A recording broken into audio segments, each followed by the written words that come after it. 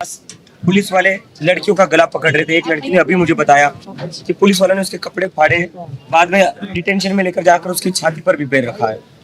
मैं जहाँ लोगों को देख रहा था, यहाँ पर पुलिस बिना कुछ सोचे समझे अंधाधुंध लाठियां घुमा रही थी, लोगों का सर फोड़ रही थी, किसी को 8-8 टाके आए हुए।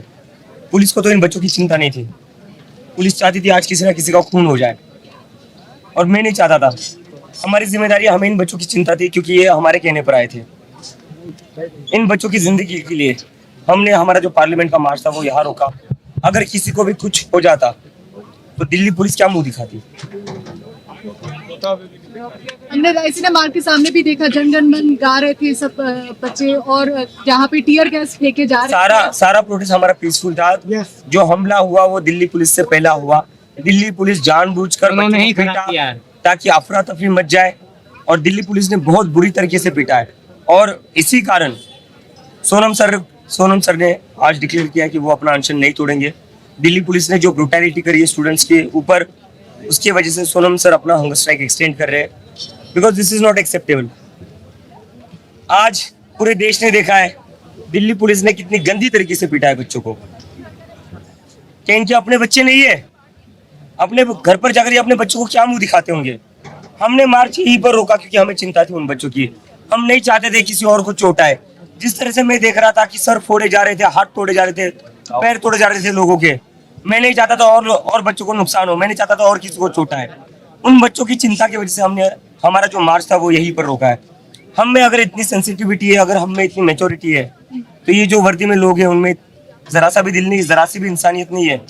और उस सरकार का क्या, जिसने ऑर्डर दिए थे बच्चों के ऊपर लाठियां चलाने की, इतनी क्रूएल सरकार कैसे हो सकती है? पूरी दुनिया देख रही है ये सरकार कितनी क्रूएल, और बच्चों को किस तरीके से पीटा है। आज जेपी नड्डा से बात करने के बाद आप लोग ये सरकार ने एक तरफ बात करने के लिए बुलाया और दूसरी तरफ बच्चों पर लाठियां चला रहे थे। अभी भी चला रहे हैं। आउटर सर्कल पे लोगों अभी भी आउटर सर्कल पर बच्चों को मार रहे हैं। उन्होंने सौरभ के ऊपर एफआईआर भी यूएपीएससी की तरफ से जो एक धारा है, क्योंकि उन्होंने जो वीडियो सोशल मीडिया पे डाला है, पुलिस का मानना है कि वो फेक है। कौन सा वीडियो? सौरभ दास के एक्स हैंडल से जो एक पोस्ट हुई है, या तो इंटरनेट चल ही नहीं रहा है, या तो इन्होंने जैमर भी लगा रखे, तो मैं वो वीडियो देख नहीं सकता। एनएचआरसी की तरफ से दर्ज करने की बात कही। कर लो, हमारे ऊपर सारी धर्मेंद्र प्रधान जिसकी वजह से 20 बच्चों ने आत्महत्या करी, उसके ऊपर एफआईआर कब दर्ज की जाएगी? उसके ऊपर एक्शन लिया जाएगा। सारे नियम कानून हमारे लिए है। जिस इंसान की वजह से 20 से ज्यादा बच्चों ने सुसाइड करी, उसके ऊपर कोई एक्शन लेगी है सरकार? या सारे नियम कानून, सारे एफआईआर इस देश के नागरिकों के लिए इन्होंने रखे हैं। जब मार्च आपने रोक दिया था तो ये कम्युनिकेशन नहीं था, जो प्रोटेस्टर्स थे उन तक नहीं था ये क्लियर कम्युनिकेशन।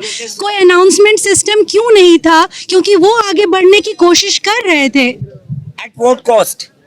वो आगे बढ़ने की कोशिश कर रहे थे एट व्हाट कॉस्ट?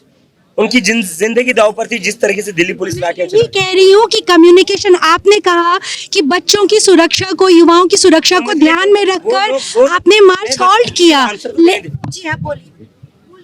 वो लोग कह रहे थे हम लाठियां खा लेंगे, हम अपना सर फुड़वा लेंगे, लेकिन फिर भी हम संसद जाएंगे। उनकी तैयारी थी, लेकिन मैं नहीं चाहता था ऐसा हो, इसलिए मजबूरी में मुझे यहाँ रुकना पड़ा। सरकार को चिंता नहीं थी उनके जान की, पुलिस को उनकी चिंता नहीं थी उनके जान की। सरकार ने तो शायद ऑर्डर ही दे दिया था कि मार दो 10-12 बच्चे, ताकि इसके बाद इस देश में कोई फिर से आंदोलन ना कर पाए, ताकि इसके बाद कोई स्टूडेंट आवाज ना उठा पाए। सरकार की तरफ से तो क्लियरली यही ऑर्डर था जैसा लग रहा है, लेकिन हमें तो चिंता थी ना, इसलिए हमने हमारा मार्च रोका। बहुत सारे लोगों को मार्च करना था, लेकिन हमारी जिम्मेदारी थी कि किसी को और ज्यादा नुकसान नहीं होना चाहिए। जो देखा हमने, वो देखते हुए हमारे मन में डर था कि हम नहीं चाहते थे किसी की मौत हो जाएगा। मॉनसून सेशन का पहले के मामले में बात हुई है सदन में, विपक्ष के सांसदों ने इस बात को वहां पे छेड़ा है। इस बात का कोई आपको जस्टिफिकेशन समझ में आया कि आज जो सपोर्ट यहाँ पे इतनी भीड़ में आप लोगों को मिली है, सदन में एक मांगे आप लोगों की पूरी हुई? नहीं, सदन में तो बात रखी जाने वाली थी, तो मैं सारे विपक्ष का धन्यवाद देता हूँ कि उन्होंने जो हमें कमिटमेंट दिया था वो पूरा किया सदन में इस मुद्दे को उठाने के लिए। लेकिन जब तक धर्मेंद्र प्रधान का इस्तीफा नहीं होता इस पर आवाज उठानी पड़ेगी और उसके ऊपर आंदोलन करना पड़ेगा। रात को रुकने का क्या है? ये नया प्रोटेस्ट साइट है आपका? He released a letter. I did not announce. He released a letter on Twitter. Because मुझे पता है कल को मीडिया फिर से बोल देगी कि अभिजीत दीप से सोनम सर का अनशन बढ़ा रहा है। आपने अनाउंसमेंट के बारे में बताएंगे क्या है? एक सवाल का जवाब बताइए भाई की सर मुझे मीडिया से बात करने दीजिए ना। तो सर रुकिए ना, तो आप मीडिया से तो आपको तो पता होगा ना, पहले एक क्वेश्चन का आंसर जब होता है तभी दूसरे का आंसर दिया जाता है। थोड़ा डेकोरम सर, डेकोरम सर, थोड़ा डेकोरम। अगर आप मीडिया से तो आपको डेकोरम पता होना चाहिए। आपने वहाँ पे क्या ऐसे कारण आए? आज you were expecting he is going to call it, but ऐसा नहीं हुआ। एक्सप्लेन उसके बारे में। सोनम सर को हमने बड़ी मुश्किल से कन्विंस किया था कि अगर हमारा 20 जुलाई का मार्च बड़ा हो जाता है तो वो अपनी हंगर स्ट्राइक तोड़े। He agreed on that. लेकिन आज जो पुलिस की तरफ से ब्रूटैलिटी करी गई, आज जिस तरीके से पुलिस ने बच्चों पर लाठियां चलाई, सर फोड़ा, एक लड़की के कपड़े फाड़े गए, उसकी छाती पर उनके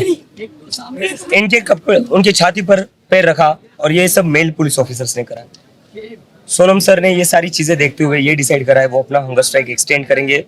he won't and his hunger strike and it is very disturbing because Sonam sir का जो कैपेसिटी था हंगर स्ट्राइक का, दैट वाज 20 to 21 डेज।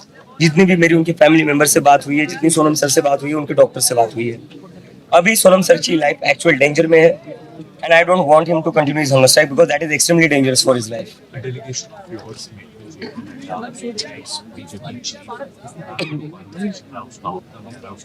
उसके ऊपर तो उन्होंने हमें बोला है, आश्वासन दिया है, लेकिन जब तक वो कॉन्क्रीट स्टेप नहीं लेते तब तक हम किसी भी चीज पर भरोसा नहीं करने वाले।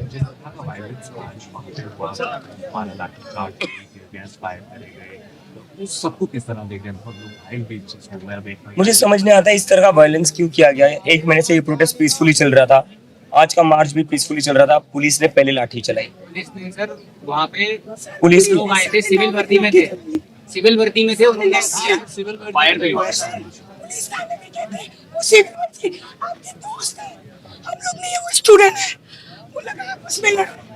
एक सिविल वर्दी है, पुलिस ऑफिसर ने मेरा मोबाइल छुड़ा दिया मुझे। सिविल वर्दी में थे, उन्होंने उपद्रव किया, फिर उसके बाद लाठीचार्ज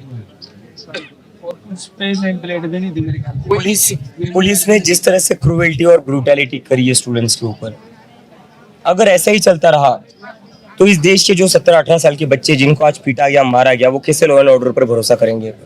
वो कैसे कल अपनी सिक्योरिटी के लिए पुलिस के पास जाएंगे? जिन लड़कियों का सर फोड़ा गया, जिन लड़कियों के कपड़े फाड़े गए मेल पुलिस ऑफिसर द्वारा, क्या वो लड़कियां कल को पुलिस स्टेशन जाएगी? अगर उनको कोई मोलेस्ट करता है, कल के उनके साथ कुछ गलत होता है, क्या वो ट्रस्ट कर पाएंगी पुलिस वालों के लिए? कोई भी 17-18 साल का इंसान जो आज इस प्रोटेस्ट में शामिल था, वो मुझे नहीं लगता इस देश की पुलिस पर कभी भी भरोसा करेगा।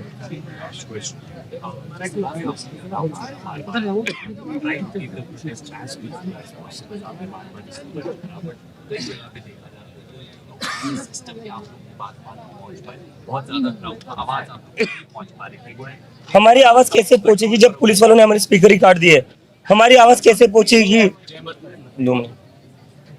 हमारी आवाज कैसे पहुंचेगी जब पुलिस वालों ने पूरा बैरिकेड करके जंतर मंतर को एक बड़ी जेल बना दिया? हमारी आवाज कैसे पहुंचेगी जब पुलिस वालों ने सुबह से यहाँ जैमर लगा दिए ताकि हम यहाँ से कुछ भी ट्वीट या पोस्ट ना कर पाए? दिस वॉज टोटली जैसे नॉर्थ कोरिया में होता है ना, आज दिल्ली में वैसा हुआ है। हाँ? आपको इस पर पुलिस से क्वेश्चन करना चाहिए, क्यों बच्चों के ऊपर लाठियां चलाई, क्यों बच्चों की सर फोड़े? मैं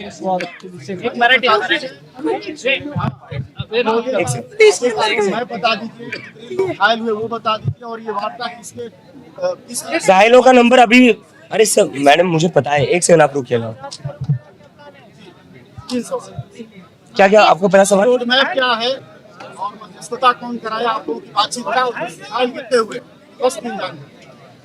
अभी तो हमारी जो सबसे पहली प्रायोरिटी वो सोनम सर का अनशन तोड़वाना है, क्योंकि सोनम सर की जान धोखे में।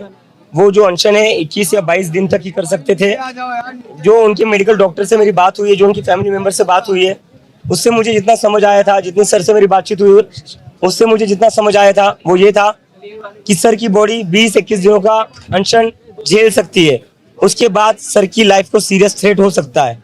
और सर का मास मसल ऑलरेडी बहुत ज्यादा कम हो चुका था और अभी सर के ऑर्गन्स डैमेज हो सकते, तो हमारी पहली प्रायोरिटी, आज 23वां दिन है, आज हमारी पहली प्रायोरिटी ये है सर का अनशन तुड़वाना।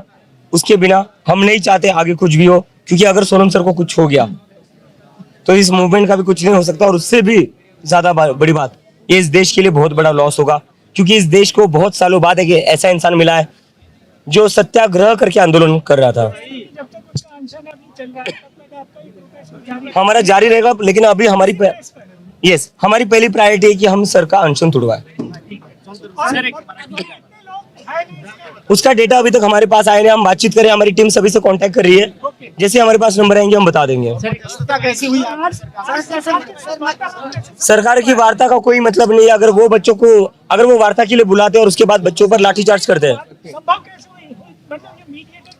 उन्होंने भीड़ देखकर दिल्ली पुलिस के अफसर ने कहा कि पहले आप डीएम से मिलिए, तो हमने कहा हाँ, तो हमने कहा डीएम या डीसीपी से क्यों मिले हम, तो उन्होंने कहा कि कलेक्टर से मिल लिए, हमने कहा कलेक्टर से भी क्यों मिले। जब बात हो रही है मंत्री के इस्तीफे की, तो कलेक्टर थोड़ी ना मंत्री का इस्तीफा करवाएगा, तो हमने बोला हमें मंत्री के साथ ही बैठना है, एक सीनियर लेवल का मंत्री चाहिए, लीडर ऑफ द हाउस, और बीजेपी के पहले प्रेसिडेंट भी रह चुके हैं। अभिजीत, एक सवाल है। आंदोलन तुमचं सुरू राहणार आमचं आंदोलन सुरू राहणार आहे, पण आमची जी पहिली प्राथमिकता आहे ती सोनम सरांचं अनशन तोडवणं आहे, कारण की आज जो काही प्रकार दिल्लीमध्ये घडला, ज्या प्रकारे पोलिसांनी इथं स्टुडंट्सला मारहाण केली, त्यांचं डोकं फोडलं, ज्या महिला होत्या महिलांचे कपडे फाडले, त्यांच्या छातीवर पाय देऊन त्यांना मारण्यात आलं, ते पाहता सोनम सरांनी निर्णय घेतला आहे की ते त्यांचं उपोषण जे आहे ते चालू ठेवणार आहे। पण आम्हाला असं भीती आहे की सोनम सरांचं जी लाईफ आहे ती धोक्यात आहे, कारण की 23 पेक्षा जास्त दिवस झालेले ते अजून अनशन उपोषण झेलू नाही शकत, त्यामुळे आमची पहिली प्राथमिकता आहे सरांचं उपोषण तोडवणं। परंतु आता मात्र पोलिसांनी तुमच्याबरोबर जो व्यवहार केलाय तो योग्य पद्धतीचा नाही, तुमचं जंतर मंतरचं ज्या ठिकाणी घटनाचं स्थळ आहे ते देखील तोडून टाकण्यात आलेलं आहे। मग आज त्याच ठिकाणी बसून तुमचं रात्रभर आंदोलन सुरू राहणार आहे। आम्ही तिथे चाललोय आता, परंतु पोलिसांनी आता मात्र पोलीस आम्ही बोलू पोलिसांसोबत। अभिजीत, एक सवाल है। मैं एक साथ बोल देता हूँ, मैं हर किसी को 1 to 1 नहीं दे सकता यार, एक साथ बोल रहा हूँ मैं। आज जो दिल्ली पुलिस ने करा है, आज जो स्टूडेंट्स को मारा है, जिस तरीके से स्टूडेंट्स का सर फोड़ा है, वो बहुत ही शर्मनाक है। इसके वजह से पूरी दुनिया में हमारे देश की बदनामी हो रही है, और दिल्ली पुलिस ने ऐसा क्यों करा ये सबको पता है। ऊपर से ऑर्डर आए थे, नरेंद्र मोदी और अमित शाह से ऑर्डर आए थे।